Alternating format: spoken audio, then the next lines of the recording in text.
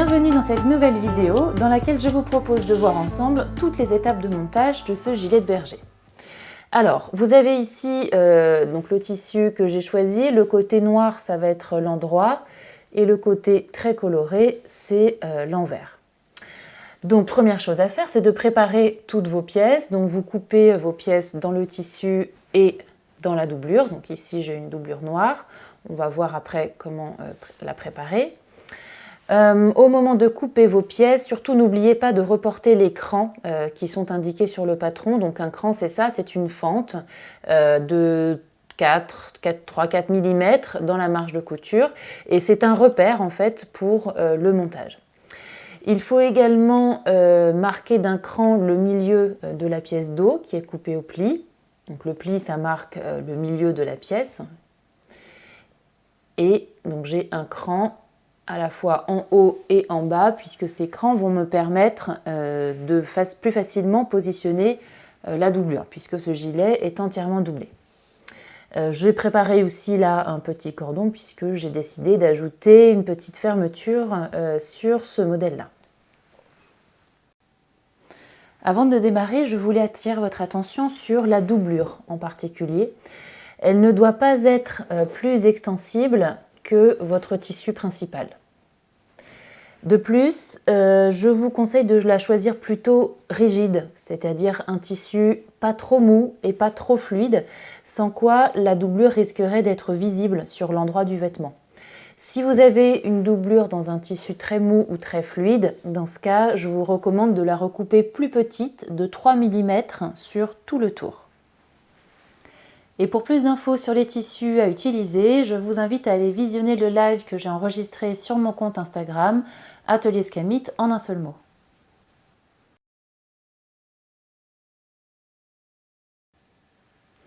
Donc la première étape, ça va consister à bloquer certaines lignes sur l'envers de la doublure. Alors pour savoir comment bloquer, je vous invite à aller regarder la vidéo qui est dédiée à cette technique, accessible soit en flashant le QR code sur la notice de montage, soit si vous êtes sur YouTube, en cliquant sur le petit i en haut à droite de votre écran. Donc bloquer, en fait, ça permet d'éviter la déformation de ces lignes qui sont courbes et qui, de ce fait, s'étirent très facilement. Donc sur le dos, on va bloquer les emmanchures, l'épaule et toute l'encolure. Sur le devant, on va bloquer l'encolure, donc soit jusqu'à l'angle, si vous en avez un, soit si vous avez choisi l'encolure arrondie, on va dans ce cas jusqu'au cran qui est là. Et on bloque également l'emmanchure, donc toujours sur l'envers de la doublure. Donc juste pour vous montrer, voilà ce que donne la pose du drap fil thermo sur une encolure arrondie. Donc je me suis arrêtée ici environ sur le cran.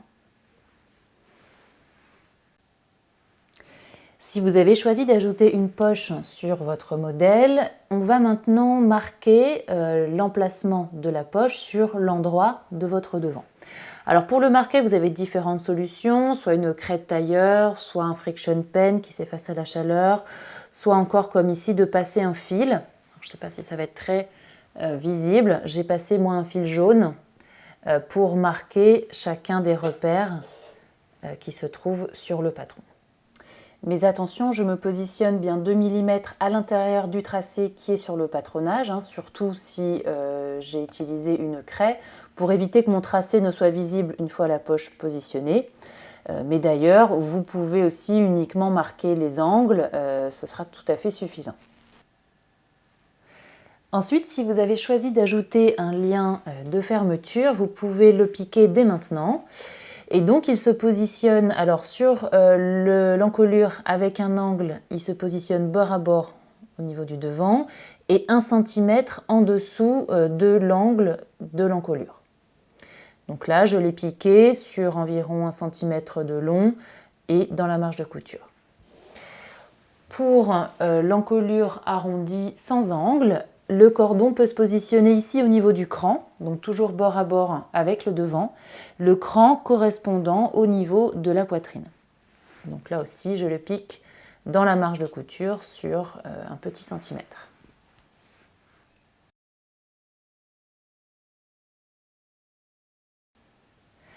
Si vous avez choisi l'option poche, vous allez pouvoir dès maintenant positionner un droit fil thermo sur l'ouverture de la poche et à 3 cm du bord. Ensuite, vous allez pouvoir précasser l'ourlet de l'ouverture, d'abord sur 1 cm, puis à 2 cm du pli précédent. Donc précasser, c'est-à-dire plier envers contre envers et marquer le pli au fer. Et pour vous aider à le mesurer, c'est bien d'utiliser ce petit outil que vous pouvez vous fabriquer, c'est un couturomètre. Donc en fait, c'est tout simplement le report de la graduation d'une règle sur un morceau de carton qui passe sans souci sous le fer à repasser. Donc je le positionne comme ceci, je plie mon tissu par-dessus à la longueur souhaitée, donc là 1 cm et je repasse. Voilà, je laisse mon pli replier et ensuite je marque le deuxième.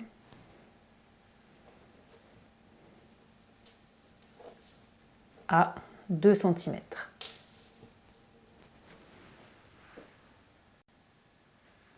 Petite précision, je peux bien sûr épingler mon ourlet avant de le surpiquer, ça m'aidera à le maintenir bien en place.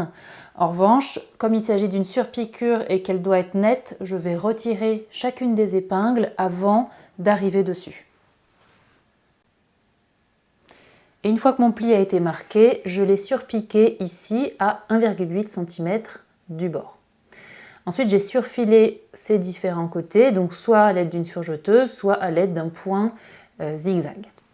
Maintenant, je vais pouvoir précasser tous ces autres côtés à 1 cm.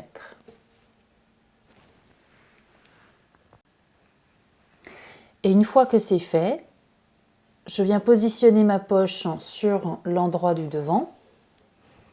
Donc le plus grand côté ici correspond au milieu devant. Et je la fais correspondre avec les repères que j'avais marqués précédemment pour l'épingler bien en place. Donc un premier repère, un deuxième.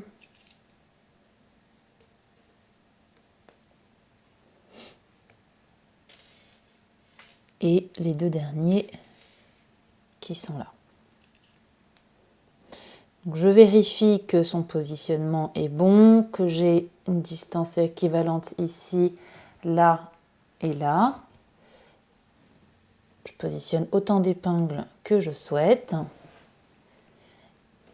Et ensuite, je vais pouvoir la fixer en place. Donc je vais pour cela la surpiquer.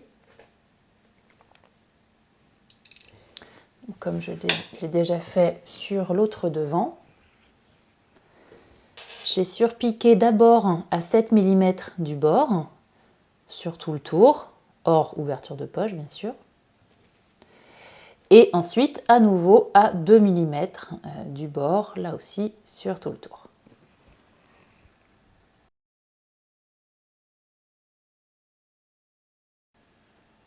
Pour l'option mancheron, on va commencer par assembler endroit contre endroit cette ligne-là, donc celle qui comporte un seul cran.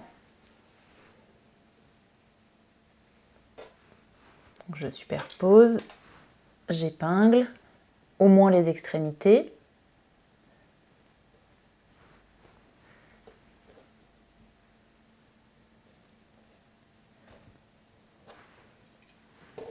Également au niveau du cran.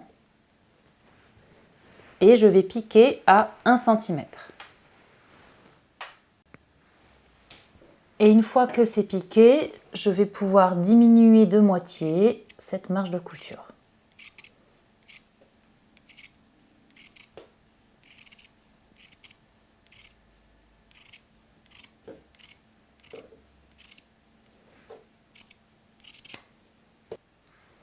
Ensuite, j'ai retourné mon mancheron sur l'endroit. Donc tissu et doublure se retrouvent envers contre envers. Et j'ai soigneusement repassé cette ligne de façon à ce que la doublure roule légèrement vers l'envers. Ensuite, j'ai fait correspondre les différents crans, puis j'ai piqué à 5 mm simplement pour maintenir mes deux épaisseurs.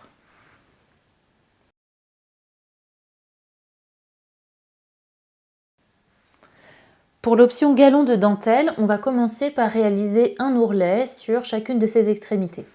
Donc pour cela, on précasse une première fois sur 5 mm, puis une deuxième, pourquoi pas à l'aide du couturomètre. Donc on plie vers l'envers.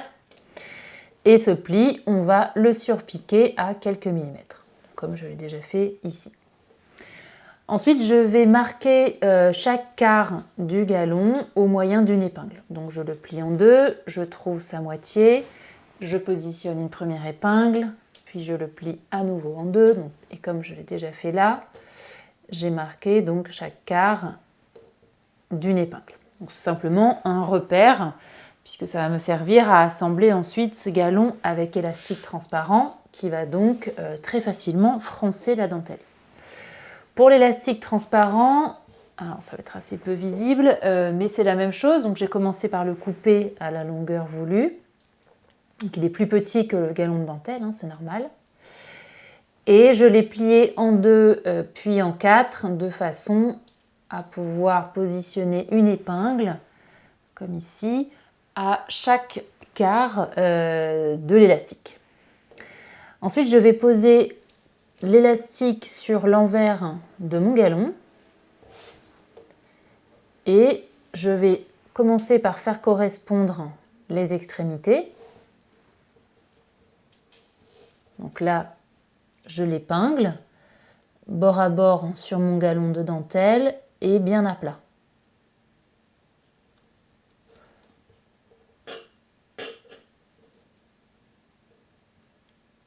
Voilà, pas toujours facile à attraper. Puis, je positionne l'ensemble bien à plat. Donc, il ne faut pas que l'élastique vrille. Et je fais correspondre les différentes épingles. Donc là, je les superpose. Je peux en retirer une, ou même je retirerai les deux, mais le but étant d'épingler ensemble élastique transparent et dentelle.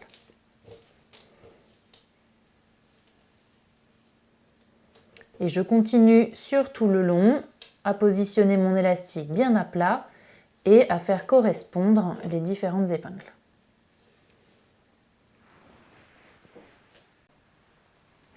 Et ensuite, j'ai pu piquer mon élastique tout en l'étirant et en positionnant une main sur chaque épingle. Donc c'est pas grave si la couture n'est pas jolie, c'est pas grave non plus si l'élastique n'est pas parfaitement au bord. Le tout c'est qu'il soit dans les 1 cm de la marge de couture du galon.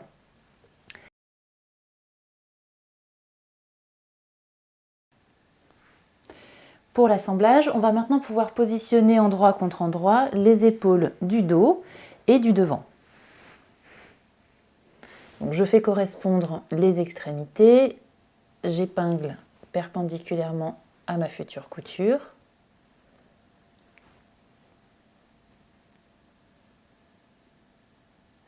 Je positionne bord à bord.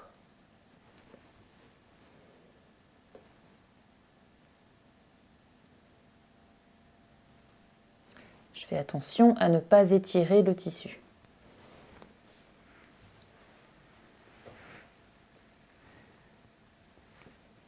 Idem de l'autre côté.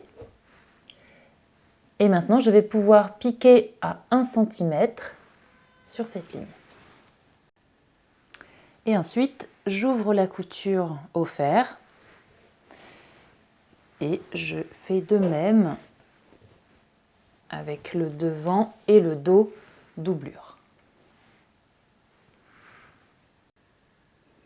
Maintenant, je vais pouvoir positionner l'endroit du galon sur l'endroit du gilet, bord à bord.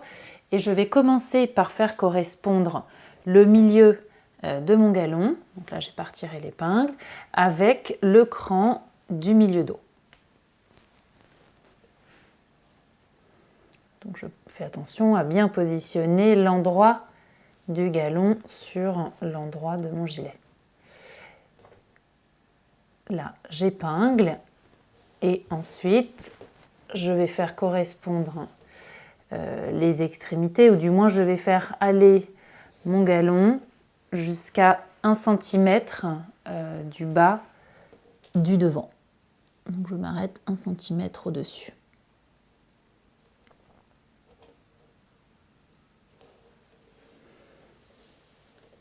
Et ensuite les longueurs devraient être identiques ou quasiment. Donc là j'épingle en positionnant le tout bien à plat et bien bord à bord.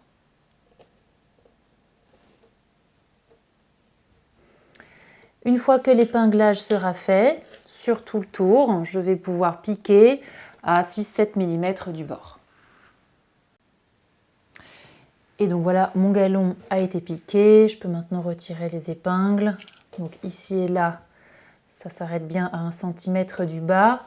Et il est donc assemblé sur tout le tour. Maintenant, aucune différence pour la suite du montage, que j'ai un galon ou non. Les étapes seront les mêmes.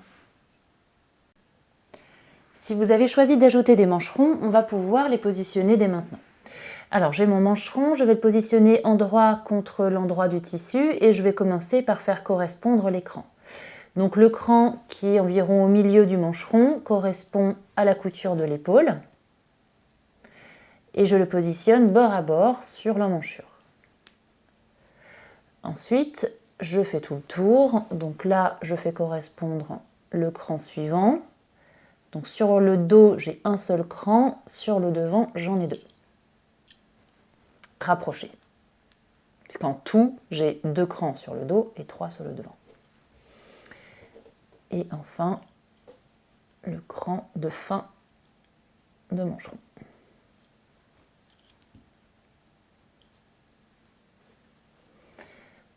Je vais pouvoir positionner plus d'épingles si besoin. Pour ça, je peux positionner mon tissu un peu à la verticale et ça va m'aider à bien positionner ces courbes.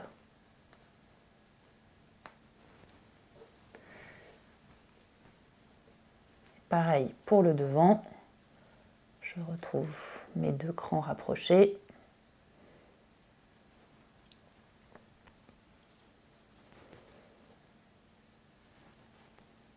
Et le cran de fin de mancheron.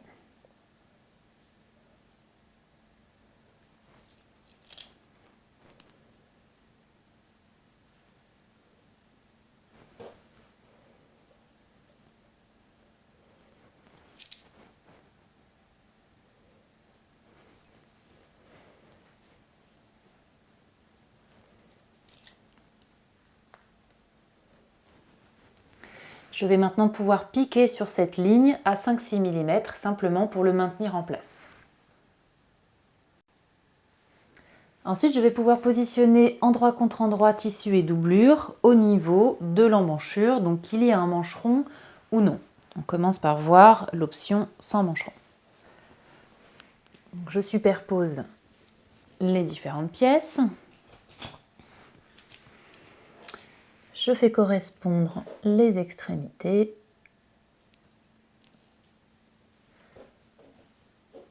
Et les différents crans.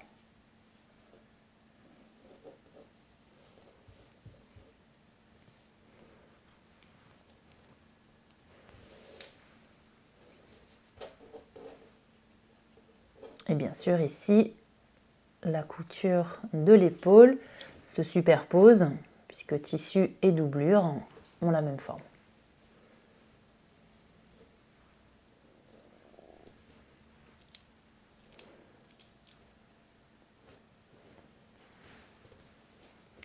Donc j'épingle soigneusement sur tout le tour et ensuite je vais piquer ici à 1 cm. Alors petite précision avant de passer à la machine, au moment d'épingler, on peut avoir l'impression que le tissu est plus grand que la doublure puisque la doublure est bloquée avec le droit fil thermo. Donc c'est normal puisque ici, le tissu n'étant pas bloqué, il s'étire largement. Et donc ce droit fil est très important puisqu'il permet de garder la bonne forme, la bonne longueur de l'emmanchure. Donc pour faciliter l'épinglage, on peut positionner les tissus comme ici, un peu à la verticale, maintenir les extrémités et petit à petit, voilà, positionner plus d'épingles. Vous pouvez en mettre autant que souhaité.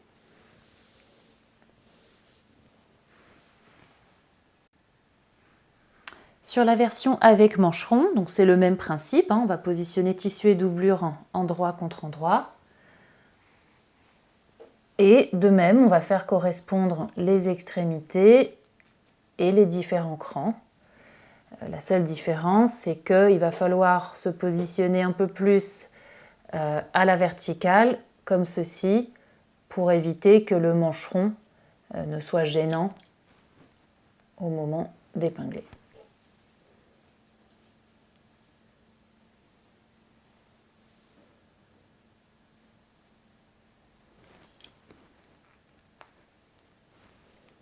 Je continue cet épinglage sur tout le tour et de la même façon, je piquerai ensuite à 1 cm. Alors voilà ce que donne l'épinglage sur une emmanchure avec mancheron. Donc on a l'impression que ça gondole et que ça ne se positionne pas bien, mais en fait, si, tissu et doublure sont bien bord à bord, les crans se correspondent, tout est à plat, donc là il suffit de piquer puis de retirer les épingles. Alors moi sur ce modèle j'ai décidé de ne pas mettre de mancheron, c'était simplement pour vous montrer, donc je vais maintenant le retirer pour réaliser cette finition d'emmanchure sans mancheron. Maintenant je vais pouvoir faire correspondre tissu et doublure au niveau de l'encolure et des devants.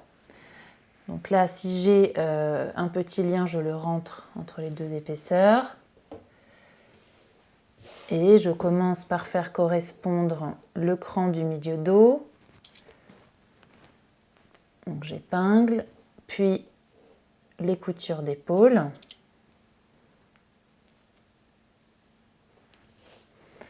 Donc là, sur cette encolure-là, je fais correspondre l'angle. Sur l'encolure arrondie, les arrondis ont la même forme, donc il n'y a pas de secret. Alors ici, je fais attention à ne pas prendre le cordon dans ma future couture. Et j'épingle également sur la ligne du devant. Alors, je fais correspondre le cran de la poitrine.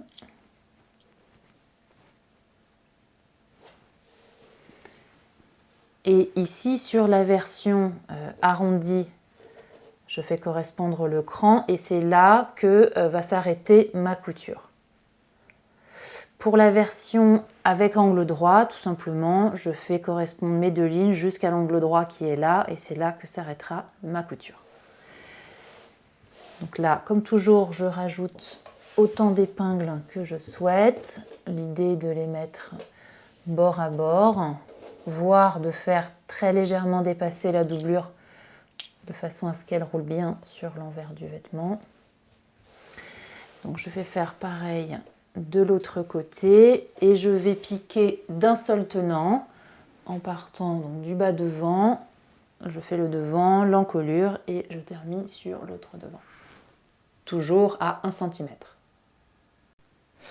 Alors avant de retourner le devant sur l'endroit, pour la version avec angle droit sur l'encolure, comme ici, j'ai commencé par recouper mon angle en biais en m'approchant jusqu'à 5 mm environ de ma couture sans la couper. Donc je retire de la matière ici de façon à ce que l'angle se positionne mieux. Et ensuite, dernière chose, vous allez pouvoir maintenant cranter toute l'emmanchure, environ tous les 2 cm.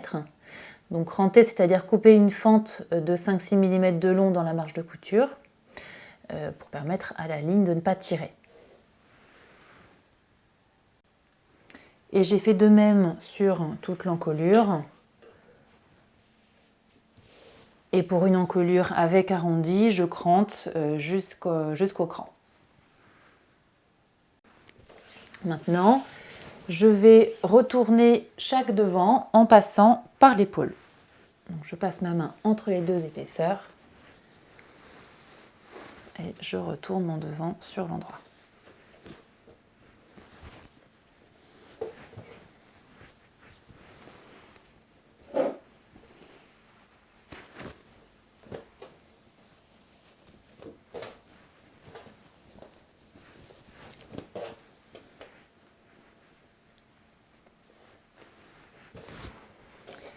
Voilà, ici au niveau des angles, alors là j'ai un lien, donc ça va être facile de les retourner, mais sinon pour les faire ressortir, je peux utiliser ceci, on appelle ça un poinçon, c'est une pointe métallique, ça permet d'attraper le tissu sans l'abîmer.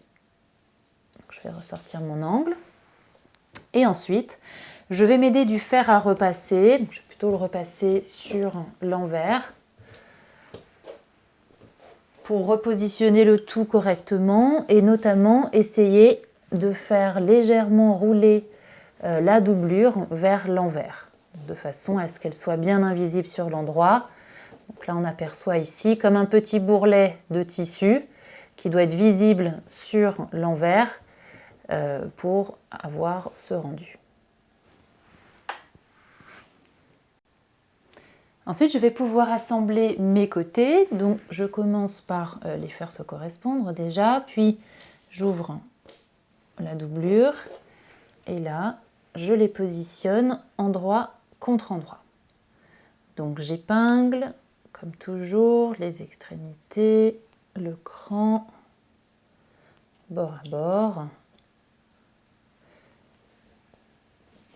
Ici, je fais correspondre la couture et je continue d'un seul tenant avec la partie doublure. Là, j'ai ce même cran. Et enfin, l'extrémité.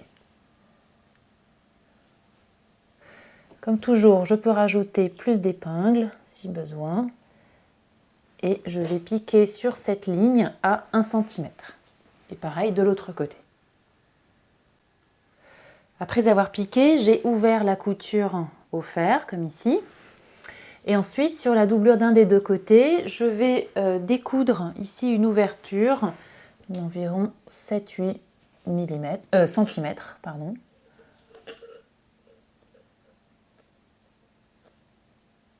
Alors, je préfère d'abord piquer puis découdre parce que ça me permet de marquer le pli ici d'1 centimètre qui facilitera la couture au moment de refermer cette ouverture qui est nécessaire pour pouvoir terminer le vêtement. Donc là, je découds. Si besoin, si vous le souhaitez, vous pouvez rajouter une couture, un point d'arrêt en haut et en bas, mais ça ne me semble pas complètement nécessaire.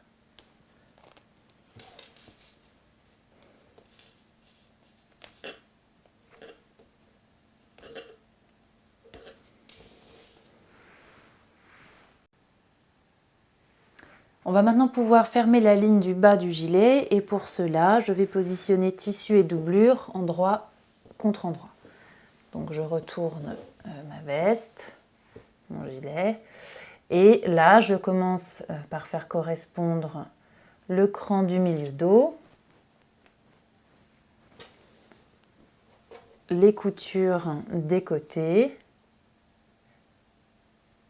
Et je vais rejoindre la couture que j'avais faite sur le milieu devant, de façon à refermer entièrement cette ligne.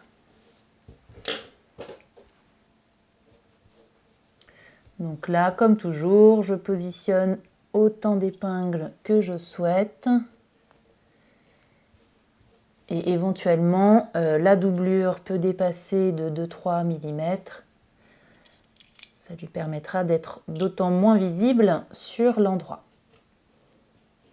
Donc je termine cet épinglage sur tout le tour et je vais piquer toute ma ligne d'un seul tenant, de part en part. Pour une version avec bas arrondi comme ici, je vais commencer par réduire de moitié la marge de couture autour de cet arrondi. Donc quitte à commencer un peu avant et à s'arrêter un peu après.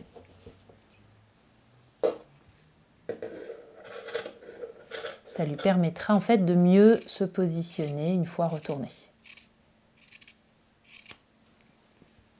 Voilà. pour un bas du vêtement avec angle droit, je dégage cet angle exactement comme je l'ai fait au niveau de l'encolure avec angle droit. Donc voilà par exemple ce que donne un bas devant avec angle droit. Donc ici j'ai la ligne du bas du gilet.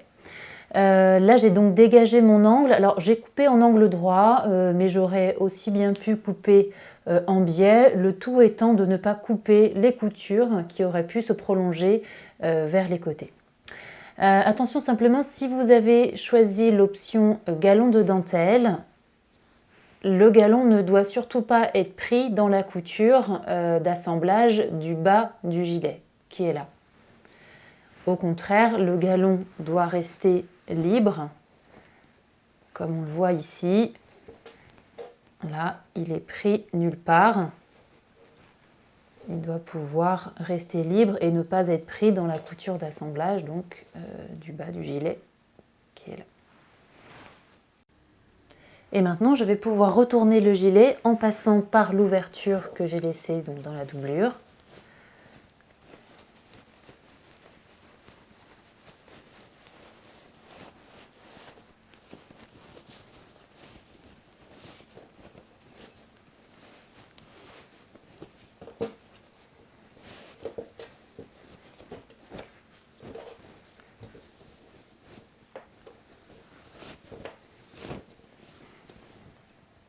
Et voilà, tout prend forme.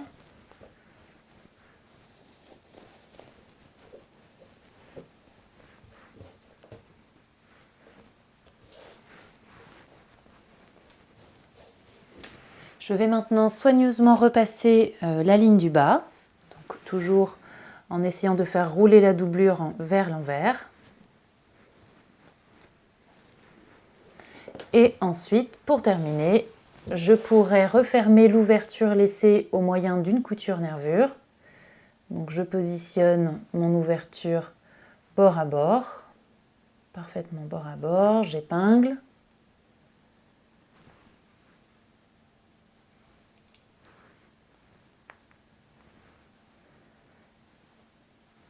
Donc sur tout le long.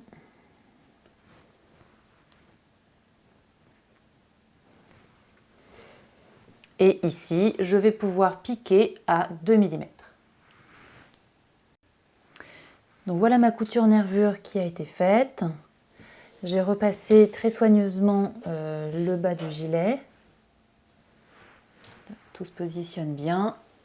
Et maintenant, le modèle est terminé. J'espère que vous avez appris plein de choses et je vous dis à bientôt pour une nouvelle vidéo.